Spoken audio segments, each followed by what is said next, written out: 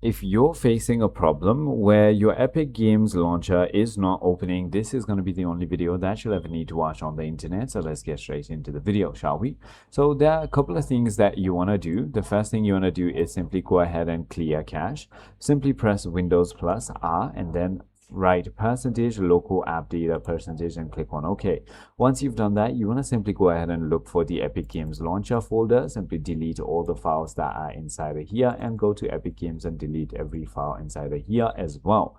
Once you've done that, it should go ahead and fix your problem. However, if it still doesn't, what you want to do is simply go ahead and search for Epic Games, and then I'm going to click on open file location, right click it, and now you want to click on properties. Now inside of properties, you want to go to compatibility and make sure that run this program as an administrator is checked. And the other thing you want to do is go to security and then click on edit, and this is where you want to simply give full control to every single user that you currently have right over here. And now you want to simply click on apply and OK, and that should go ahead and fix your problem. I hope this video clarifies everything for you. If you have further more queries, feel free to comment down below, and I'll see you on the next one.